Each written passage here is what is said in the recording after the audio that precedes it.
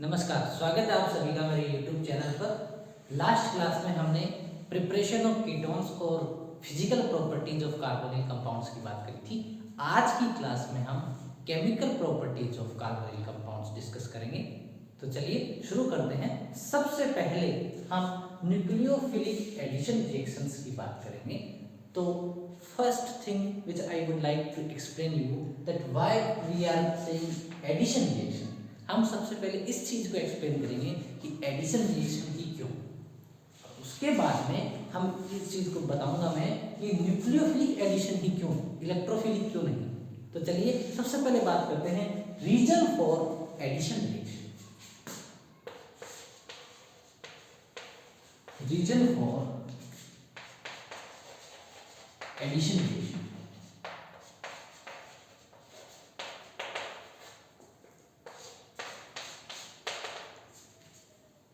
we are talking about the nucleophilic addition reaction for carbonyl compounds। तो carbonyl compound है तो ये मेरा कोई कार्बोनिल कंपाउंड है। इसमें कितने बॉन्ड्स हैं, नंबर ऑफ बॉन्ड्स कितने हैं इसमें?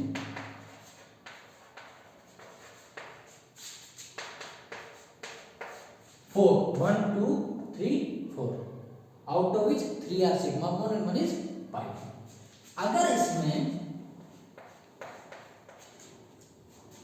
मैं एडिशन या एक्स वाई की रिएक्शन कराता हूं, ये हो गया मेरा सब्स्टिट्यूशन और ये हो गया मेरा इधर एडिशन।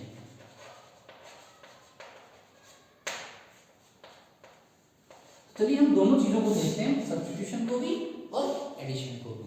उससे हमें ये समझ में आ जाएगा कि हमें एडिशन रिएक्शन। तो आप सब्स्टिट्यूशन में हमने देखा कि अगर मैं सब्स्टिट्यूट करता हूं तो ये प्रोडक्ट मेरा बनता है। लेकिन अगर मैं एडिशन करता हूं तो एडिशन जब होगा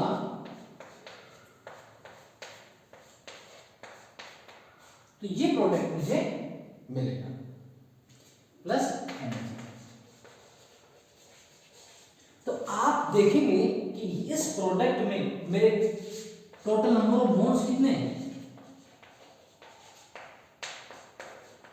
4, 1 2 3 4 और यहां भी कितने थे? 1 2 3 4।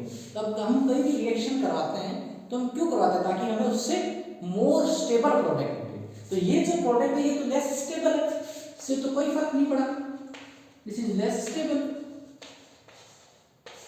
लेकिन अगर इसमें बात करता हूं मैं तो यहां टोटल नंबर ऑफ बॉन्ड्स कितने हैं? Total number of bonds 5। यहां कितने? 1 2 3 4 5 और यहां कितने थे? 1 2 3 4। It means this is more stable, this is more stable, this is more stable as compared to this. Means this is the reason that we talk about addition reaction. तो चलिए अब मैं बात आपको बताता हूं कि this is the reason, this was the reason for addition reaction. अब मैं बात करता हूं कि एडिशन में कौन सा, न्यूक्लियोफिलिक एडिशन रिएक्शन की ही बात हमने क्यों करी कार्बोनिल कंपाउंड्स के लिए। तो अब मैं आपको रीजन बताऊंगा, रीजन फॉर न्यूक्लियोफिलिक एडिशन।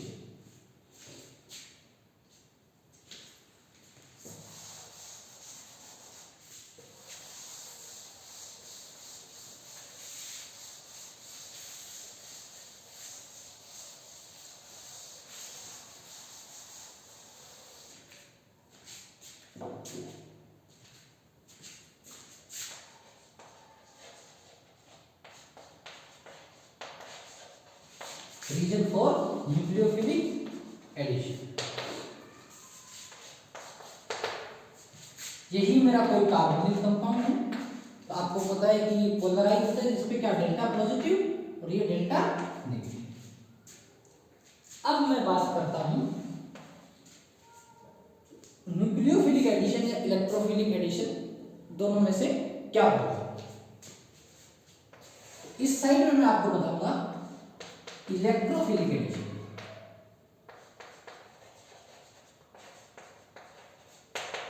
और इस साइड में मैं आपको बताऊंगा न्यूक्लियोफिलिक एडिशन।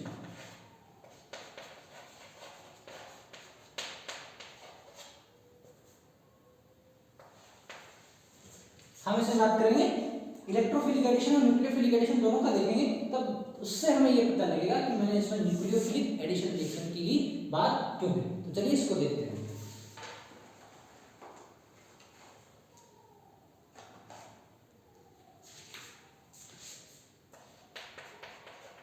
ये मेरा न्यूक्लियोफाइल है, इस पे अगर इलेक्ट्रोफाइल का एडिशन करवाता हूँ, इलेक्ट्रोफाइल का एडिशन कहाँ होगा? इलेक्ट्रोफाइल क्या होता है? Electron deficient species. और न्यूक्लियोफाइल क्या होता है? Electron rich species. तो इलेक्ट्रोफाइल कहाँ अटैक करता है? जहां पर इलेक्ट्रॉन की डेफिशिएंसी सबसे कम होती है, या मैं ऐसे बोलूं तो जो इलेक्ट्रॉन रिच सेंटर होता है वहां पे इलेक्ट्रोफाइल अटैक करता है। और न्यूक्लियोफाइल कहाँ होता है? जहां पे इलेक्ट्रॉन डेफिशिएंट सेंटर होता है। तो चलिए इसमें देखते हैं। तो इस दोनों में से delta negative electron rich centre ये है, तो इसका मतलब इलेक्ट्रोफाइल का एडिशन यहां पर।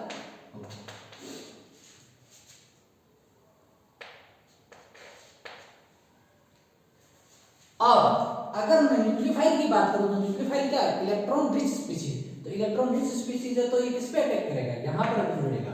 ये क्या है? Electron deficient centre. तो यहां पर बढ़ेगा तो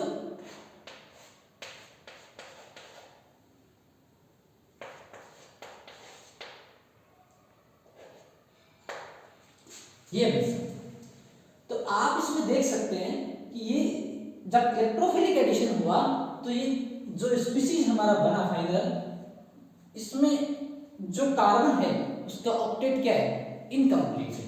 तो जब फाइनल प्रोडक्ट बनेगा इसमें क्या बन रहा है? Incomplete octet. इसमें कार्बन का ऑक्टेट क्या है? इनकम्प्लीट है। जबकि इसमें बात करूं तो इसमें क्या है? कार्बन का ऑक्टेट क्या है? कंप्लीट है, कंप्लीट ऑक्टेट।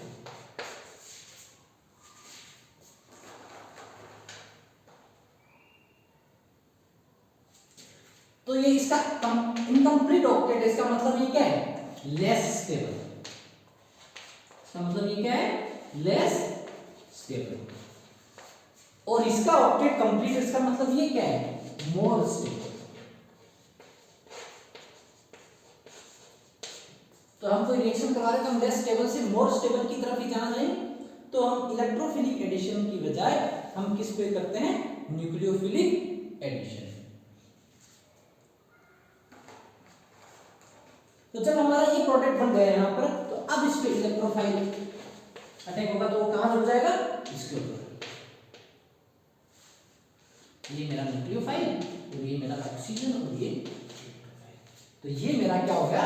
Final product. ये क्या हो गया मेरा? Final product. ये क्या हो गया मेरा? Final product. तो यहाँ ये लेस स्टेबल है, यहाँ ये मोर स्टेबल है। तो इस वजह से ये मैंने आपको पहले बताया आपको कि हम कार्बोनिल कंपाउंड्स में न्यूक्लियोफिलिक एडिशन रिएक्शन की बात करते हैं। उसके बाद में मैंने ये बात बताई आपको कि रीजन क्या होता है एडिशन रिएक्शन का, और उसके बाद में मैंने आपको बताया कि रीजन क्या होता है न्यूक्लियोफिलिक एडिशन का। इलेक्ट्रोफिलिक एडिशन क्यों नहीं होता? क्योंकि इसमें जब इलेक्ट्रोफाइल का एडिशन हम करवाते हैं तो ये हमारा कार्बन जो होता है इससे क्या होता है? ये क्या होता है? ऑक्टेट इनकम्प्लीट होता है और इस वजह से ये लेस स्टेबल होता है। जबकि यहाँ की बात करूं मैं तो जो फाइनल प्रोडक्ट हमारा बनता है इसमें ऑक्टेट कार्बन का क्या है? कंप्लीट है, और ये क्या है? मोर स्टेबल है। इस वजह से इसमें न्यूक्लियोफिलिक एडिशन होता है इंस्टेड ऑफ इलेक्ट्रोफिलिक एडिशन। तो अब हम इस न्यूक्लियोफिलिक एडिशन रिएक्शन की मैकेनिज्म डिस्कस करेंगे। चलिए आगे चलते हैं। Mechanism of nucleophilic addition reaction. तो ये मेरा कार्बोनिल कंपाउंड है, डेल्टा पॉजिटिव डेल्टा नेगेटिव। ये मेरा न्यूक्लियोफाइल है। अब इसमें आपको जस्ट अभी से पहले मैंने बताया reason for addition reaction and reason for nucleophilic reaction. तो इसके अकॉर्डिंग हमारा जो प्रोडक्ट है वो क्या बनेगा? यहाँ पर मेरा न्यूक्लियोफाइल, ये ऑक्सीजन और ये इलेक्ट्रोफाइल। तो ये मेरा फाइनल प्रोडक्ट बना। तो ये जो है ये मैकेनिज्म क्या होगी मेरी?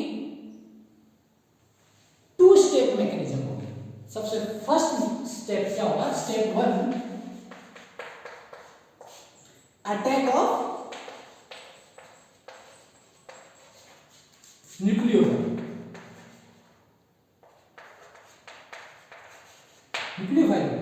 इसमें अगर मैं देखूंगा C डबल बॉन्ड O के डेल्टा पॉजिटिव डेल्टा नेगेटिव, तो अगर मैं न्यूक्लियोफाइल की इस पे कराऊंगा तो न्यूक्लियोफाइल किस तरफ जाएगा, इलेक्ट्रॉन डेफिशिएंट सेंटर, क्योंकि न्यूक्लियोफाइल क्या होता है, इलेक्ट्रॉन रिच स्पीशीज होता है, तो इसमें इलेक्ट्रॉन डेफिशिएंट सेंटर क्या होगा, ये कार्बन। तो कार्बन पे जब ये रिएक्ट करेगा तब ये क्या बनेगा,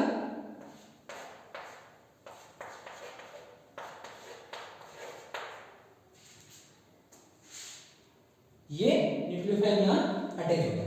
अब इसके बाद में क्या होगा, सबसे फर्स्ट स्टेप में हमारा न्यूक्लियोफाइल का अटैक हो गया। तो ये जो स्टेप है ये क्या है, स्लो स्टेप है। ये जो स्टेप है ये क्या है, स्लो स्टेप है। और जो स्लो स्टेप होती है वो क्या होती है, रेट डिटरमाइनिंग स्टेप होती है। ये पता है, ये हमारा क्या है, आरडीएस है, rate determining step.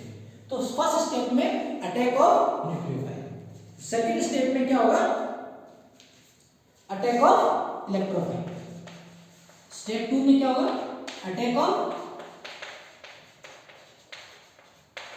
Electrophile. Electrophile का अटैक होगा। तो अगर मैं इलेक्ट्रोफाइल के अटैक की बात करूं तो इस पे हमारा इलेक्ट्रोफाइल का अगर मैं अटैक करूं,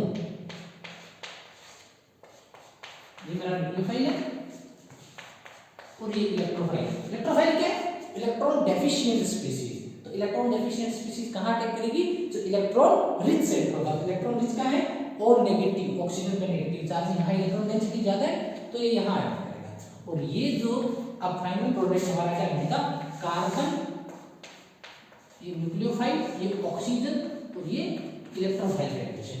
ये जो है ये हमारा क्या है, फाइनल प्रोडक्ट। ये हमारा क्या है, फाइनल प्रोडक्ट। और ये जो स्टेप है ये क्या है, फास्ट स्टेप। ये फास्ट स्टेप। स्टेप 2 क्या है हमारा, फास्ट स्टेप। तो ये हमारा बन गया फाइनल प्रोडक्ट। फर्स्ट स्टेप में क्या हुआ, न्यूक्लियोफाइल का अटैक, और ये हमारा क्या होता है, slow step, rate determining step. और ये स्टेप 2 में क्या हुआ, इलेक्ट्रोफाइल का अटैक हुआ और ये हमारा फाइनल प्रोडक्ट बन गया। ये तो ये थी इसकी मैकेनिज्म। इस मैकेनिज्म से हम और क्या क्या पॉइंट्स देख पाते हैं, इस मैकेनिज्म से हम रेट की बात कर सकते हैं, ऑर्डर की बात कर सकते हैं और मॉलिक्यूलरिटी की बात कर सकते हैं। तो हमें देखा 2 स्टेप प्रोसेस है और इसकी रेट जो होगी, अगर मैं रेट की बात करूं,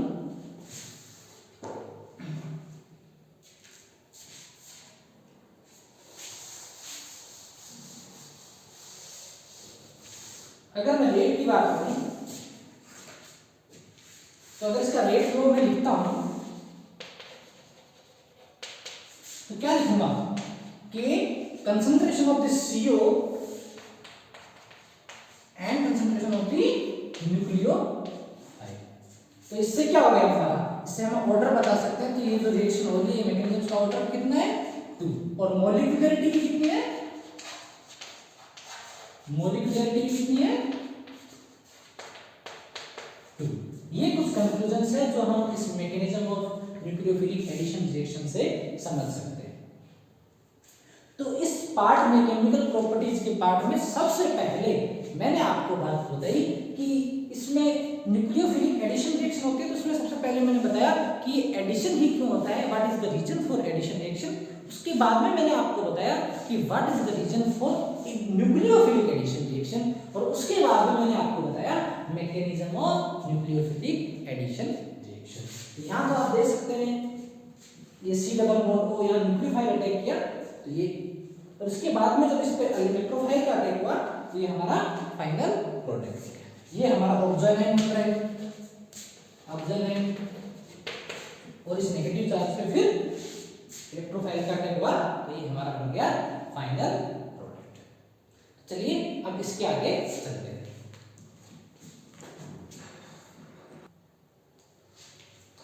चलिए अब mechanism of nucleophilic addition reaction पढ़ने के बाद हम बात करेंगे reactivity towards nucleophilic addition reaction. ये रिएक्टिविटी किस तरीके से न्यूक्लियोफिलिक एडिशन रिएक्शन में किसकी ज्यादा होगी, किसकी कम होगी और क्यों होगी, विच रीजन। तो चलिए हम बात करते हैं reactivity.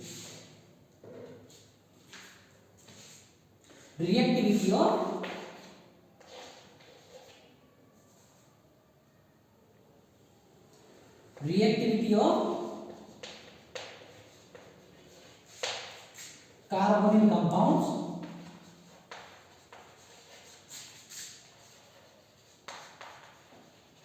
towards nucleophilic addition reactions. Nucleophilic addition reactions.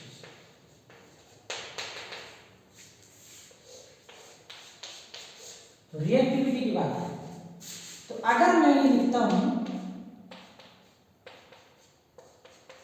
एक मैंने कंपाउंड बनाया HCl, दूसरा मैंने बनाया ये एक एल्किल ग्रुप लगाया और यहाँ हाइड्रोजन, और थर्ड मैंने दोनों वैलेंसी को एल्किल ग्रुप से सब्स्टिट्यूट कर दिया। ये मेरे 3 एग्जांपल्स हैं। अब इसकी हेल्प से हम देखेंगे कि न्यूक्लियोफिलिक एडिशन रिएक्शंस की तरफ कार्बोनिल कंपाउंड, ये तीनों कार्बोनिल कंपाउंड्स हैं, इनकी रिएक्टिविटी कैसे इंक्रीज होती है, कैसे डिक्रीज। तो सबसे पहले अगर मैं बात करूं इसमें रिएक्टिविटी किसकी ज्यादा होगी, तो इसमें रिएक्टिविटी का ऑर्डर होगा सबसे ज्यादा HCHO, उसके बाद में RCHO और सबसे कम ये। अभी ऐसा ऑर्डर हुआ क्या, इस चीज को हम समझते हैं। यहां पर हाइड्रोजन अटैच्ड है, यहां पर एल्किल ग्रुप अटैच्ड है। कितने एल्किल ग्रुप अटैच्ड है, 1 एल्किल ग्रुप, और यहां पर दोनों वैलेंसी एल्किल ग्रुप के द्वारा ऑक्यूपाइड है। तो अगर इस चीज को हम देखें तो मैं क्या देखता हूं यहां कि इसका प्लस आई इफेक्ट है, और इधर इसमें किसका लग रहा है प्लस आई इफेक्ट, दोनों एल्किल ग्रुप का लग रहा है, इसका भी लग रहा है और इसका भी लग रहा है। तो इस प्लस आई इफेक्ट की वजह से,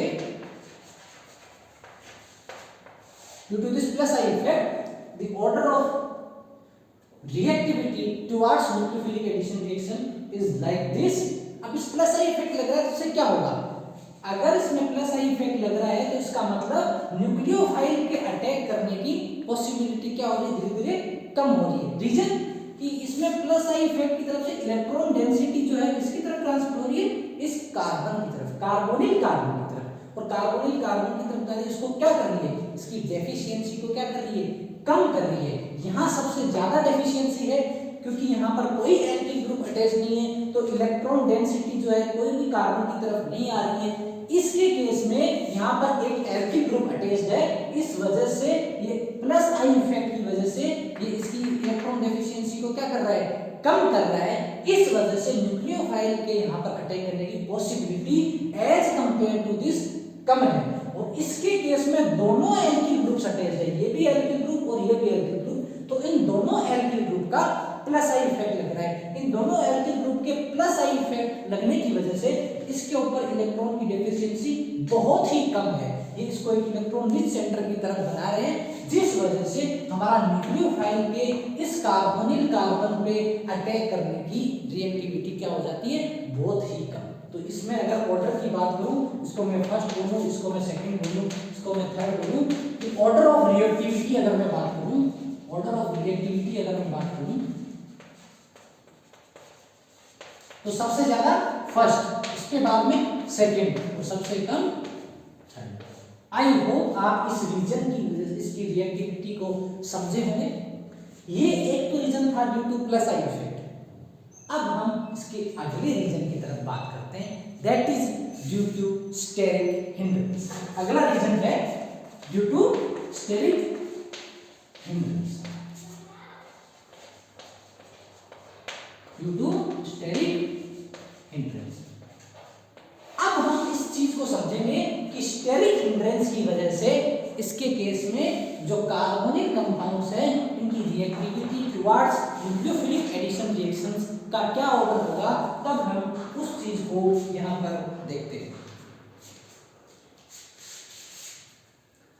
तो अगर मैं इन्हीं एग्जांपल से अगर मैं आपको समझाऊं तो मैं क्या देखता हूं, यहां पर ये डेल्टा पॉजिटिव था, ये डेल्टा नेगेटिव, इस तरीके से टाइप करूंगा, delta positive, delta negative, delta positive, delta. अगर न्यूक्लियोफाइल जो है, न्यूक्लियोफाइल अगर इस कार्बन पे अटैक कर रहा है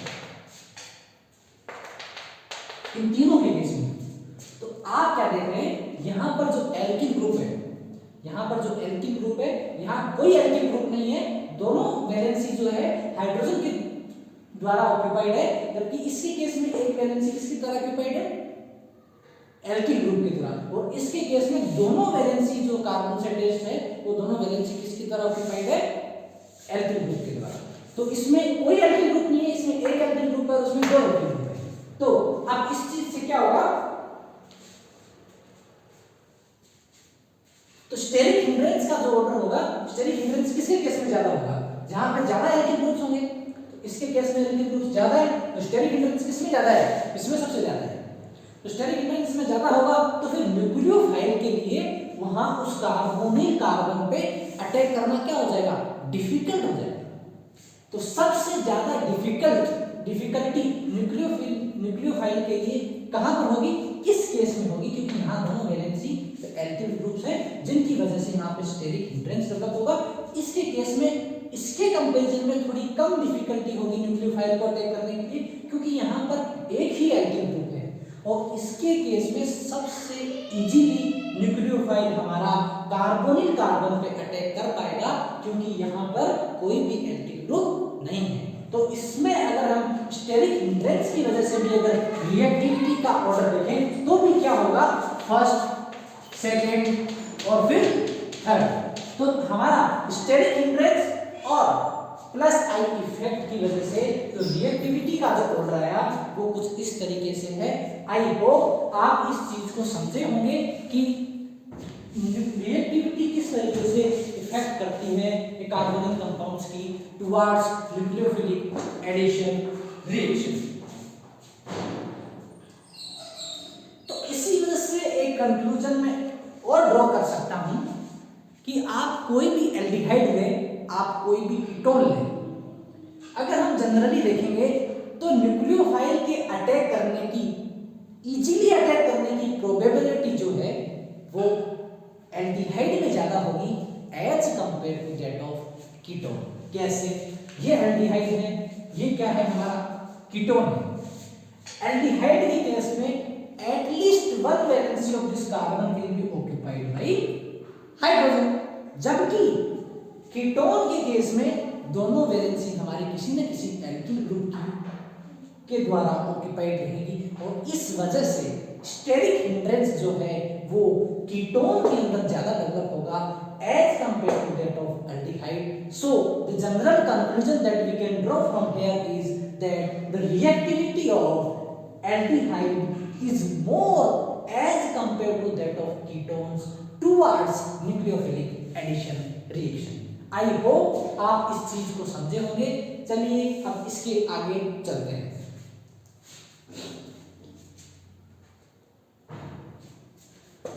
तो चलिए इसके आगे बात करते हैं, इस रिएक्टिविटी के कुछ और केसेस की हम बात करते हैं। तो अब मैं आपको बात कराऊंगा कि अगर एरोमेटिक एल्डिहाइड्स हों और कीटोन्स हों, तो अगर मैं इसको बात करूं कि aromatic aldehydes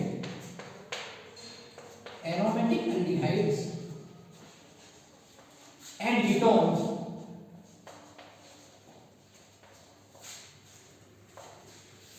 versus aliphatic aldehydes and ketones,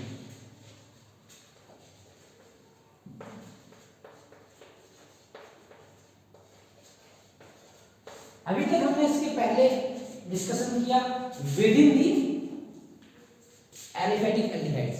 अब हम बात करते हैं एरोमेटिक वर्सेस एलिफेटिक। तो एरोमेटिक वर्सेस एलिफेटिक की अगर मैं बात करूं तो इसको समझते हैं कि किसकी रिएक्टिविटी ज्यादा होगी, किसकी रिएक्टिविटी कम होगी, अगर एक एरोमेटिक होता है और दूसरा एलिफेटिक होता है। आपके सामने मैंने दो स्ट्रक्चर्स को ड्रॉ किया, ये एलिफेटिक है और ये एरोमेटिक है, C6H5CO, ये हमारा एलिफेटिक एल्डिहाइड है और ये हमारा एरोमेटिक एल्डिहाइड है। तो इसके केस में आप देखते हैं इसका प्लस आई इफेक्ट लग रहा है, तो इसके केस में आप देखें इसका माइनस आई इफेक्ट लग रहा है। इसके अकॉर्डिंग तो जो रिएक्टिविटी है वो इसकी ज़्यादा होनी चाहिए क्योंकि इसको और ज़्यादा इलेक्ट्रॉन डेफिशिएंट बना रहा है। लेकिन aromatic aldehydes and ketones are less reactive than that of aliphatic aldehydes and ketones. अब मैं इसका रीजन आपके सामने बताऊंगा। इसमें अगर मैं रीजन की बात करूं तो मैं बोलूंगा ड्यू टू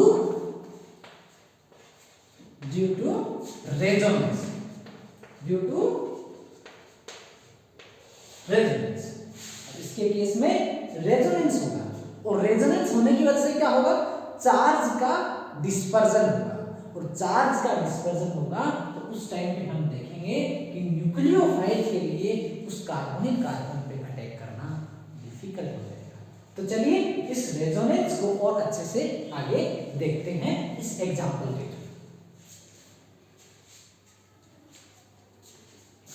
तो इसमें हमारा रेजोनेंस और रेजोनेंस के साथ साथ स्टेरिक हिंड्रेंस और अदर जो फैक्टर्स होंगे वो भी इसमें अपना रोल प्ले करेंगे। तो इससे कंक्लूजन क्या आया हमारा कि aromatic aldehydes and ketones are less reactive as compared to that of aliphatic aldehydes and ketones. तो अगर मैं बेंजल्डिहाइड की बात करूं, अभी हमने जो बेंजल्डिहाइड लिया, बेंजल्डिहाइड, तो अब हम बेंजल्डिहाइड के केस में रेजोनेंस स्ट्रक्चर के थ्रू समझते हैं कि किस तरीके से जो रिएक्टिविटी होती है वो एरोमेटिक एल्डिहाइड्स एंड कीटोन्स की कम होती है as compare to that of aliphatic aldehydes and ketones towards nucleophilic addition. तो ये मेरा बेंजल्डिहाइड है। अगर इसके रेजोनेंस स्ट्रक्चर की बात करूं तो ये डबल बॉन्ड इधर जाएगा और ये बॉन्ड इधर जाएगा। तो इसमें जो रेजोनेंस स्ट्रक्चर बनेगा मेरा last C O negative H, ये डबल बॉन्ड इधर चला गया तो यहाँ क्या आ गया, डबल बॉन्ड आ गया और यहाँ क्या आ गया, पॉजिटिव चार्ज आ गया और ये डबल बॉन्ड, ये डबल बॉन्ड। अब क्या होगा, अब ये डबल बॉन्ड किधर की तरफ जाएगा, इधर जाएगा। अब ये डबल बॉन्ड जब इधर जाएगा तो इसके केस में क्या होगा, सी डबल बॉन्ड, ये वाले जो डबल बॉन्ड के इलेक्ट्रॉन्स इधर ट्रांसफर होंगे तो कहां है, यहाँ डबल बॉन्ड आ जाएगा और यहाँ से इलेक्ट्रॉन इधर ट्रांसफर होंगे तो यहाँ पर क्या जनरेट होगा, पॉजिटिव चार्ज जनरेट होगा। ये पॉजिटिव चार्ज, ये डबल बॉन्ड है और यहाँ पर O नेगेटिव एंड H। अब क्या होगा, अब ये वाले डबल बॉन्ड के इलेक्ट्रॉन्स इधर ट्रांसफर होंगे। अब ये वाले डबल बॉन्ड के इलेक्ट्रॉन्स इधर जब ट्रांसफर होंगे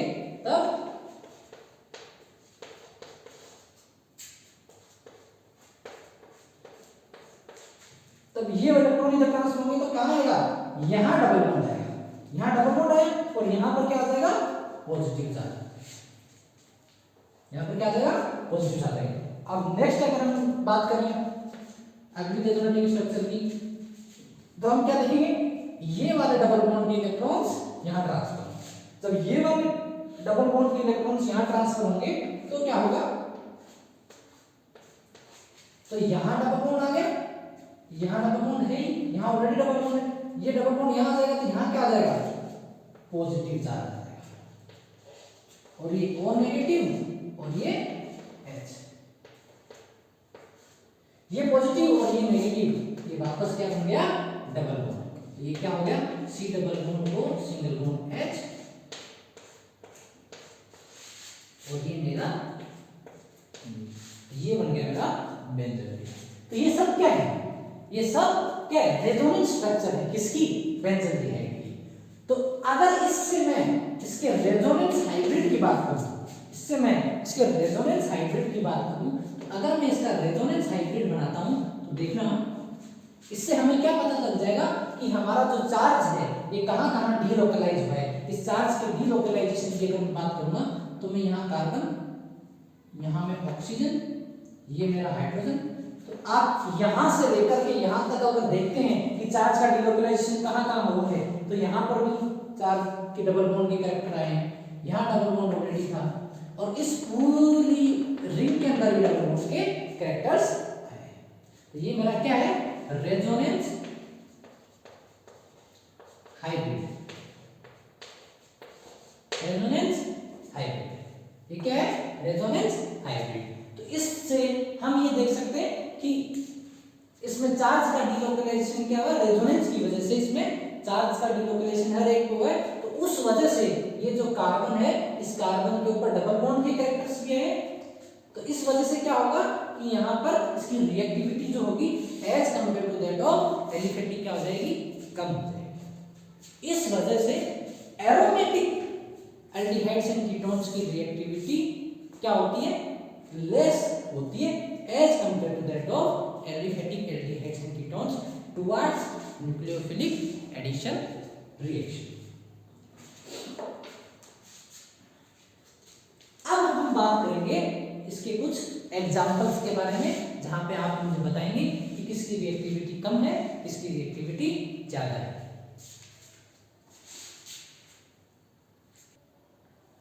तो इससे हमें क्या क्या कंक्लूजन्स ड्रॉप हुए, इससे हमें ये कंक्लूजन ड्रॉप हुआ ये रेजोनेंस स्ट्रक्चर जो हमने बनाई ये C6H5CHO के -N-R इफेक्ट की वजह से ये जो इसकी रेजोनेंस स्ट्रक्चर एग्जिस्ट करती है, इससे हमें क्या कंक्लूजन ड्रॉ हुआ, जिन कंक्लूजन के बेसिस पे हमने ये बताया कि एरोमेटिक एल्डिहाइड्स एंड कीटोन्स की रिएक्टिविटी कम होती है as compare to that of aliphatic aldehydes and ketone.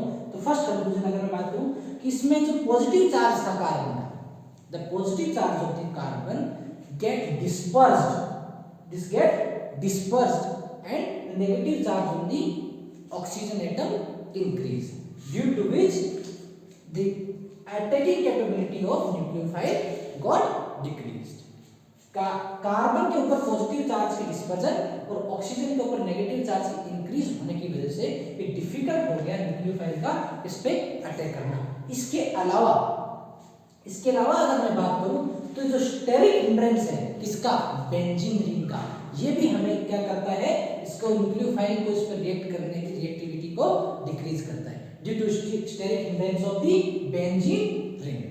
And the third one is that the due to the repulsion, possible repulsion of the electron cloud. ये जो electron cloud generate हुआ इसके possible repulsion की वजह से भी हमारी reactivity क्या है, डिक्रीज हो जाती है, किसकी, टुवर्ड्स न्यूक्लियोफिलिक एडिशन रिएक्शन के टुवर्ड, किसकी, हमारे एरोमेटिक एल्डिहाइड्स की। तो जनरली अगर मैं कंक्लूजन लिखूं तो मैं क्या लिखूंगा, positive charge on carbon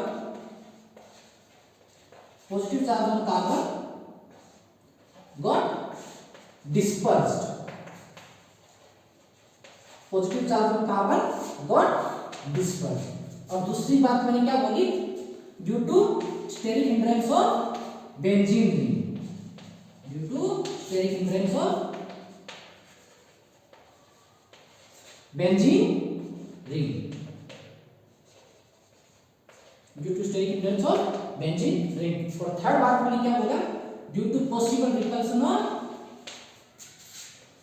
electron, possible repulsion due to electron cloud, due to possible repulsion due to electron cloud। ये जो possible repulsion जनरेट हुआ इलेक्ट्रॉन क्लाउड की वजह से, उसकी वजह से क्या हो जाता है, न्यूक्लियोफाइल के लिए यहाँ पर अटैक करना डिफिकल्ट हो जाता है। इसी वजह से हम ये कहते हैं कि एरोमेटिक एल्डिहाइड्स एंड कीटोन्स की रिएक्टिविटी कम होती है as compare to that of aliphatic aldehydes and ketones towards nucleophilic addition reaction. चलिए इसके कुछ एग्जांपल्स हम देखते हैं।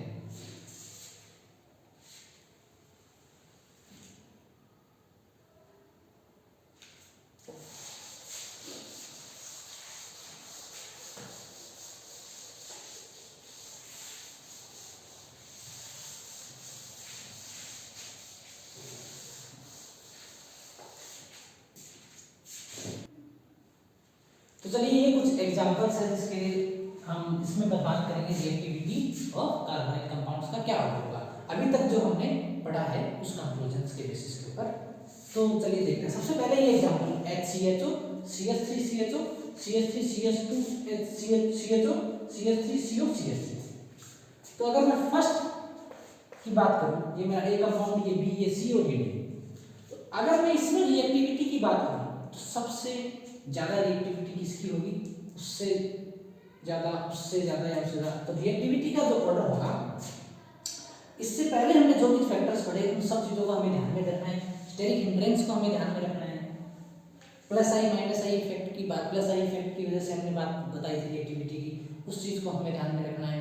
और अलग पॉसिबल रिपल्सन्स हो उनको ध्यान में रखना है। और एरोमेटिक एल्डिहाइड और एरोमेटिक कीटोन्स की रिएक्टिविटी वर्सेस एलिफेटिक का जो क्या है उसको भी हमें ध्यान रखना है। तो चलिए इस एग्जांपल को हम देखते हैं।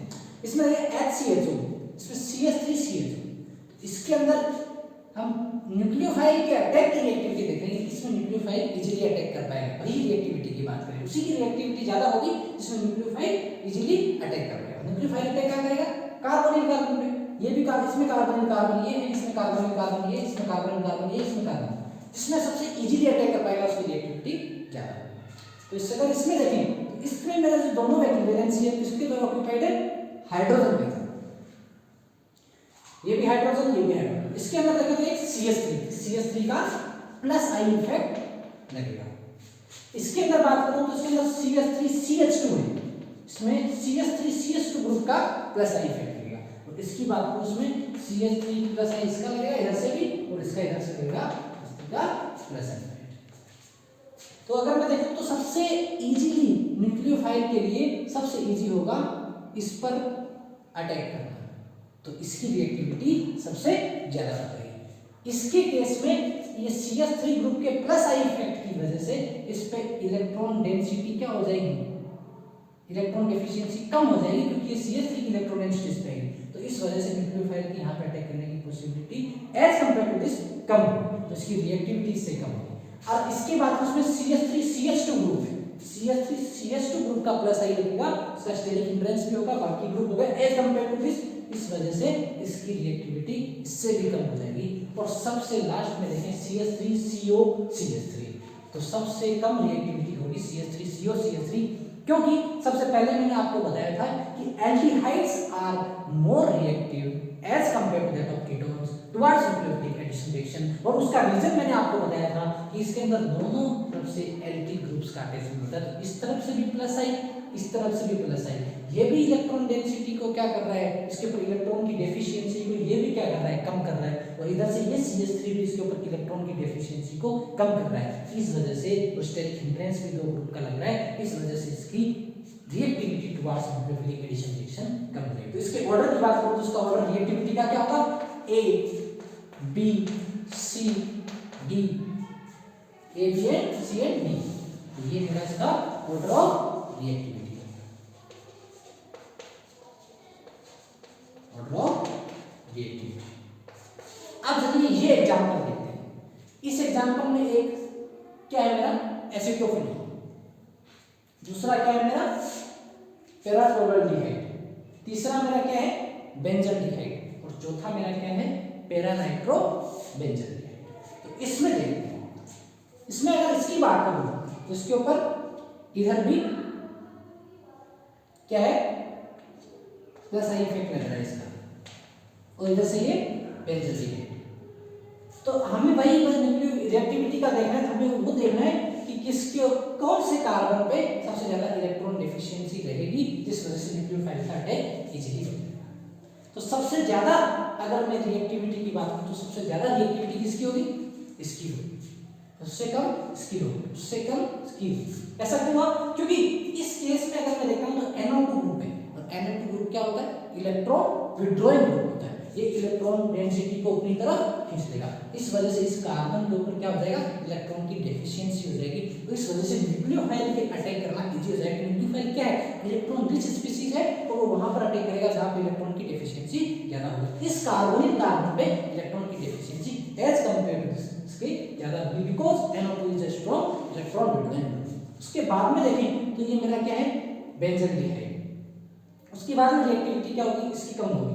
इसकी क्यों कम होगी? क्योंकि ये CH3 है, इस CH3 का प्लस आई इफेक्ट लग रहा है, इस वजह से ये इलेक्ट्रॉन डेंसिटी को इसमें दे रहा है, इसको इलेक्ट्रॉन डेंसिटी इस कार्बन कार्बन बना रही है। इस वजह से न्यूक्लियोफाइल के अटैक करने की possibility as compare to this इसकी कम है। और सबसे कम किसकी होगी? इसकी होगी, because first this is ketone, इसमें इस तरफ से भी इस बेंजीन रिंग की तरफ से और इस तरफ से CH3 का प्लस आई इफेक्ट लग रहा है, इस वजह से इसकी रिएक्टिविटी सबसे कम है। तो इसमें ऑर्डर ऑफ रिएक्टिविटी क्या हो गया?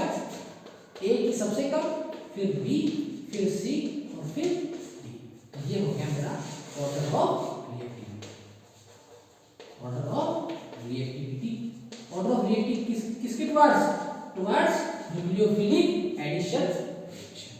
तो आज की इस क्लास में सबसे पहले हमने बात करी केमिकल प्रॉपर्टीज में, सबसे पहले हमने बात करी न्यूक्लियोफिलिक एडिशन रिएक्शन। तो उसमें सबसे पहले मैंने आपको बताया कि हम इसमें एडिशन की ही बात क्यों कर रहे हैं, उसका रीजन मैंने आपको दिया।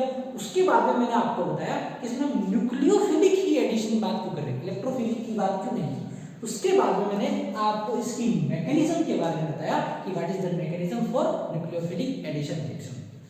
और मैकेनिज्म के बाद में हमने देखा reactivity of carbonic compounds towards nucleophilic addition reactions. और रिएक्टिविटी के अंदर हमने सबसे पहले कौन कौन से फैक्टर्स की बात करी, हमने प्लस आई इफेक्ट की बात करी, उसके बाद हमने स्टेरिक हिंड्रेंस की बात करी। उसके बाद में मैंने आपको एक बात बोली कि एल्डिहाइड्स की reactivity as compare to ketones ज्यादा होती है टुवर्ड्स न्यूक्लियोफिलिक एडिशन रिएक्शंस। और उसके बाद में मैंने बताया कि aromatic aldehydes and ketones are less reactive as compare to that of aliphatic aldehydes and ketones. और उसका रीजन भी मैंने आपको बताया ड्यू टू रेजोनेंस। और रेजोनेंस की वजह से जो फैक्टर्स डेवलप होते हैं उसके बारे में भी मैंने बात करी कि कौन कौन से फैक्टर्स इस वजह से डेवलप होते हैं। एक तो स्टेरिक हिंड्रेंस की बात करी हमने, और अगर दूसरा पॉसिबल रिपल्सन हमने क्या बात किया, जो इलेक्ट्रॉन क्लाउड है उसकी वजह से जो इफेक्ट पड़ता है। तो और उसके बाद में हमने एग्जांपल्स डिस्कस करे, इसके माध्यम से हमने देखा कि रिएक्टिविटी का क्या ऑर्डर होगा। तो आज की क्लास में इतना ही। अगली क्लास में हम बात करेंगे other reactions of examples of nucleophilic addition reactions. Thank you.